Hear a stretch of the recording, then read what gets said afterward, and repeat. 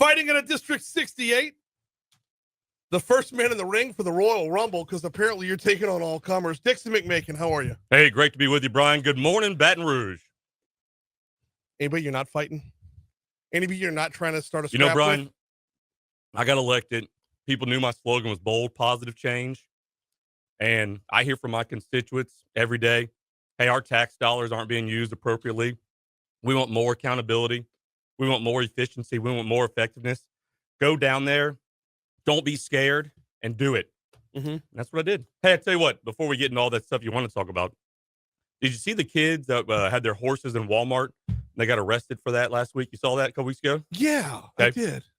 That was my law that arrested them for notoriety and publicity. That was what they got arrested on. I was so proud of that. That was the bill that I came up with after the Garth Brooks concert. We talked about people doing those donuts at College Drive. That's where that bill came from. That's where that law came from. And now we are seeing it put to use. No longer in Louisiana are you going to get on your TikToks, your Snappy Chats, all your Facebook Lives. We're going to arrest you. We're going to say, not here, not in our state. Mm-hmm. Go somewhere else and do that. I could not be more proud to have a law actually put into place and be effective. So I just want to tell you that. Pretty proud. We talked about that a lot last year. You know, in economics, we talk about the law of unintended consequences. I think this might be one here. Because, what happened after the Garth Brooks concert was jamming up College Drive with race cars. Yep. Bunch of Fast and the Furious going on over there. Not so much riding a horse through Walmart. Although, once you say it out loud, the application is there. Yep. Completely. Where do you want to start this session? I think I want to start, just great to be with you. The Lord is risen. It was Easter Sunday. I know you just talked about your faith and the Pope. I actually talked to the governor's staff yesterday about that. His post, Sharon and I are praying for the Pope. The first comment under it was, well, he's not praying for you. Just come on, people. Come on, people. This is where we're at. Yeah. Typewriter warriors out there. But, what bill you want to talk about? Let's go. Let's have some fun, Brian. Okay. Want to start with HB 200? HB 200. So that's great that you mentioned it as HB 200.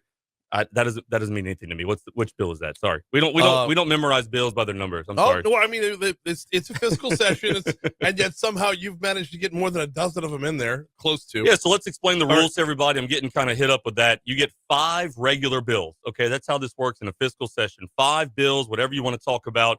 You get unlimited fiscal bills. You also get unlimited local bills, local municipal bills.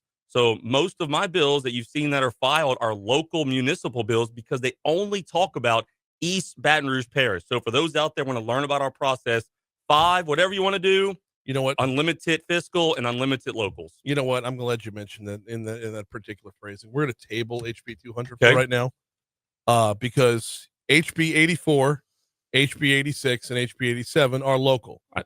84 repeals the Capital Area Transit System Act. 86 and 87 talk about BREC. Let's dive in with number 1, why the motivation to do this now, and number 2, what they actually mean. Yeah. So like I said, I don't really know the numbers. Sorry about that. We have the 1 CATS bill and the 2 BREC bills. So the 1 CATS and one of the BREC bills take those entities, state-created entities through statute. They're created through statutes. They're a state entity, and puts them back under the mayor-president's office. Mm-hmm. So the idea is, I've always been a fan of this. We've talked about this, the movie Dave, the presidential movie Dave, where he sits down at the table with his local accountant. He says, if anybody did their books like this, they'd go out of business. And that's what we're doing in Baton Rouge right now. We have all these silos of entities out there. Why are we not putting them all together under one pot and saying, hey, we know they're duplicative services. We know they got people at both locations doing the same thing. When you have somebody doing something in an office, what you don't have is the tax dollars and those services getting out there to the people. So with CATS, that's the idea. Put it back under the mayor president. With BREC, that's the idea of that one bill. Put it back under the mayor president. I've heard from my people over and over again, hey, that bus route, you just saw it. They had a federal lawsuit against CATS and they lost. Mm-hmm. Why did they lose? Because their bus stops looked like crap and they weren't ADA compliant. And you drive around and you see that all you see is a pole in the ground, a little bitty sign. Yeah. When you travel to really great cities that have great public transit, you can figure it out. You can see where it's going, what's going on. Here, not possible. Same thing with BREC. Want to put it back under the mayor president's office. Name me a park. I grew up in the BREC parks. That's something that is very I know I'm the 6th youngest rep, right? I'm 38 and a half, right? Whatever that might be. But I grew up in those parks, Brian. You grew up on the North Shore. Not sure what y'all have over there. But here, I grew up in the parks. They were better run. They looked better. We wanted to be out there. I've seen a constant decline since I've gotten older of our BREC parks. Why do we have so many? Why do we have so many parks that are just in little neighborhoods? Let's focus on our community parks. Let's be better. Let's have some pride in our parks. And that's what I'm trying to get back to. All right. So I'm a huge supporter of BREC. Okay. I'm a huge supporter of BREC and the Imagine Your Parks programs. We'll have Corey Wilson on, but till the day he leaves, we'll have Corey Wilson on talking about how to move BREC forward. My whole focus on this, though, is when Mayor President Sid Edwards had to go looking for, what we need versus what we want. He couldn't touch CATS. He couldn't touch BREC because they're under y'all's building over there. Yeah. And I'm, if you want to say, put everything under the mayor's, put everything under the city parish, then everybody's playing on an even playing field.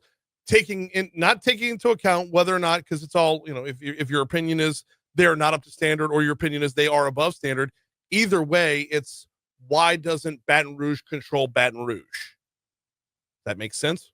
I agree with you. I think you would support my bill then. Did you just support it fully? That's what I heard. No, I don't know. I'm not there yet. Okay. So you talked about what you just said was, why do we have these other entities when the mayor had to look? He had to say, what do we want to do? What do we not want to do? Where are our priorities versus having entities out there that don't have to be on that list? Yeah.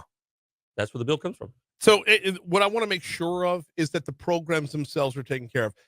Yes, I want to move CATS to where Baton Rouge is in control of CATS, not the state legislature. Yep. But what I don't want to see is a Baton Rouge with no buses on the road. Yeah, get that cough out. So one thing about these bills is if they move the entities under the city parish, is there is no change. The change comes later, and that's what, to me, everyone, BREC already did a website about these bills, and I commented on my site was, hey, they're so good at passing their audits and getting those done, they have time to get a website up to smear my bills. That's something I have a problem with. But the idea is this: nothing's going to change. Change comes after that would take effect, but we're getting it out of the state control. For years and years, people have talked about the handcuffs that our state government has on local governments. This is one of those things where it says, you mentioned it, put Baton Rouge in charge of Baton Rouge. That's what I'm trying to do. And look, with the BREC parks, there are too many. They could sell off a few properties. I agree. They could sell off a few. And Corey has said that. Okay, Corey has said it, Brian. Yeah. But who is holding him accountable to get it done? Has he sold one park in the time that he's been over there as CFO or CEO? Ask him that. Ask him that and get him on the record to say, has he done it? But this comes back around to your bill. Who would hold him accountable? Because the state legislature is no, he can do that. No, he can do it. But you said who is holding him accountable for it? That's until we have a clear delineation of it's BREC. Like the BR is for Baton Rouge. There you go. So that's CATS. The C is for capital. Nope. Gonna leave that one there. For sure. We got State Representative Dixon McMakin in with us. Okay. HB 200 picks a fight with Woody Jenkins. No, it does not. Okay. So no, it does not. This bill has nothing to do with that. I'm very disappointed in the reporting of the Central City News, of the Advocate, that even talks about that, even brings that up. That's not what it's about at all. I'm disappointed in those agencies for doing that. Woody Jenkins has served our community, has been a Republican almost his whole life. He switched back in the day, when people switched, because that's, no longer the Democrat Party. But this is not about him. This is about the Capital Region. I'm the chair of the Capital Region delegation. The Capital Region right now, we have 9 statewide elected officials, Brian. 4 of them live in East Baton Rouge Parish. 3 of them live in my district. Okay. Pretty awesome. Yeah. So what this bill is trying to do is saying, let's get that group together with our RPEC. Let's promote the party more in our parish. Let's get out there. Let's get out the vote. Let's do registration. Next year, we're going to have a party primary system that's coming into play. It's going to be a little confusing because it's something new. Let's get out there. Let's get ahead of that. And let's use those state officials and those other elected officials to help promote that, promote the party. And that's what it's about. So sorry that you had to read those articles, but I'm disappointed in both of those news agencies. This bill was written before, it was drafted before the vote even happened on all those amendment stuff. So this is a bill I've been working on for over a year. And so it's unfortunate that people are talking about it that way, but I have major respect for Mr. Jenkins and for the crew. And all I'm trying to do is help promote the group more. And then hopefully that will come across in testimony on Wednesday. Well, it's sticking with the constitutional amendment part of this. Let's go back to, are we looking at the possibility of a constitutional convention? I would say 0.01% of that passing, but my bill, I actually know the number of that one. It's 586 because I was born in 86. So actually, I know that one. Okay. But and you have 5 bills. That's why I know that number. I watched last year. Bo Boye had House Bill 800. You talked about that one a lot. Yes, I did. Constitutional convention. We need it in Louisiana. And the idea is if we're going to do it, we got to take the time, spend a year, do it right. That was something about Bo's bill that people didn't want to pass it on everything. And so what I did was, look, I took that into consideration. If this constitutional convention were to pass 105 seats, why did I pick 105? That's how many seats are at the Capitol and the House sides. We wouldn't have to rent the facility. People are elected parish by parish. Top 14 parishes get an extra person. Then you have all the state entities get a person as well. District attorney, the sheriff, the judges, the clerks, they all get a seat at the table. And then the governor appoints whoever he feels is missing after all that has happened. You start in December, you go to August, you meet once a month, then you present it to the people just like you did on the 74 Constitution. Do you support this Constitution? Yes or no? And you take the time, you do it right. Great bill. Will it pass? No. Why? But sometimes you got to write a bill to get the conversation started. I think people don't have the appetite right now to go back and do a constitution after all that fighting.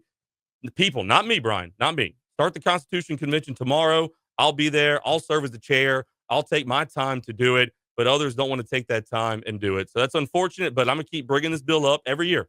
This will be a bill I bring up every year until we get it done. And hopefully in my lifetime during my service, we'll have a convention to get it done. The thing here, and State Representative Dixon McMakin from District 68 is our guest this morning. The thing here is the number of people who support the idea of a constitutional convention, but always have an excuse not to do it. Absolutely. This is sickening to me. Yep. Our Constitution is 50 years old. It's completely out of date. It's been amended a billion times. Over 200. Yes. I was being okay. You're in media, Brian. I need you to be accurate in your statement. I was being hyperbolic right there. So everyone knows we need a new one. Yep. And the problem is there's a handful of people who make just the right amount of profit off of our backs who are going to constantly be opposed to it and constantly tell you why you shouldn't do it today. How do we get over that hump? I think you get over this hump by drafting and filing bills like this so people can read it and people can be aware of it, talking about it on your show this morning. People can go through it and see, hey, wow, this actually does make sense. I see he took me every complaint last year, every complaint they talked about the convention, this, that, and put it in that bill. Mm-hmm. And I'm waiting to find when we come to the table this year, where hopefully Rep Chairman Boye will let me bring it to the table and at least talk about it, have those discussions to find out where are all those complaints that you have about doing it? Where are they? What can we be done about it? And then keep getting a bill, bring it forward to show people this is what it would look like. Yeah. Hey, look, by the way, there's 23 constitutional amendment bills this session. 23. They want to amend it 23 more times. And of all those bills, you know how many of them should be in our Constitution, Brian? Probably none. 0. Yeah. There you go. Yep. We got about a minute left with State Representative Dixon McMakin. Can we broaden out to just the vibe of the first week? How are things going?